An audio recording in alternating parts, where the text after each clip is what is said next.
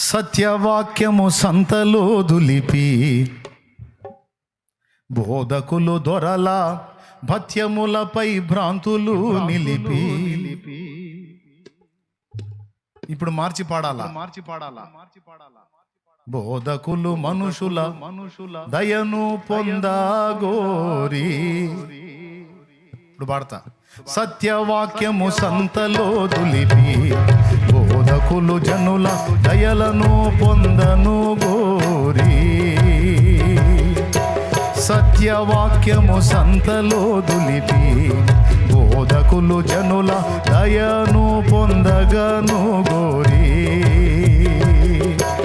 చిత్రమగు అనుకూల బోధలు చేసి ప్రజలను మోసగించే. చిత్రమగు అనుకూల బోధలు చేసి ప్రజలను మోసగించే సూత్రధారుల చేరరాదయ్యా. నీవెంత కాలం వారి చెంత నుందువోరయ్యా. సూత్రధారుల చేరరాదయ్యా. నీవెంత కాలం వారి చెంత నుందువోరయ్యా. క్రైస్తవుండా కదలి రావయ్యా. కలుషాత్ములకు నీ సిలువ శక్తిని చాటదేమయ్యా. దేవునికి మహిమ. సత్య విషయమైన రోషం ఉండాలి. సత్యమునకు భిన్నమైన బోధ వినబడ్డప్పుడు దాన్ని ప్రశ్నించాలి, ప్రతిఘటించాలి, ఎదిరించాలి. రాజీ పడదామా, ప్రతిఘటిద్దామా? వాళ్ళని దూషించొద్దు, ద్వేషించొద్దు, అలాగని రాజీ కూడా పడద్దు. వాళ్ళు రాజీ పడుతున్నారా? యేసుప్రభుని భయంకరంగా తిడుతున్నారు, మరియమ్మను భయంకరంగా తిడుతున్నారు, క్రైస్తవుల్ని, సేవకుల్ని, సేవకుల భార్యలతో సహా భయంకరంగా తిడుతున్నారు.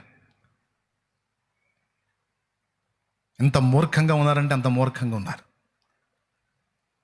మరి వీళ్ళందరినీ ఎలాగా మీరు ఆమోదిస్తారండి? కాబట్టి ఎన్ని ప్రతిఘటనలు ఎదురైనా, అవసరమైతే హతసాక్షి మరణమే ఎదురైనా, ఇంత మాత్రం రాజీ పట్టం ఆనాటి క్రైస్తవులకు తెలియకనా? తమ విశ్వాసం కోసం రంపాలతో కోయబడ్డారు, రాళ్లతో కొట్టబడ్డారు, అగ్ని చేత కాల్చబడ్డారు. ఇంత మాత్రం రాజీ పట్టం చేతగాకనా, తెలియకనా, ఆ తెలివి లేకనా?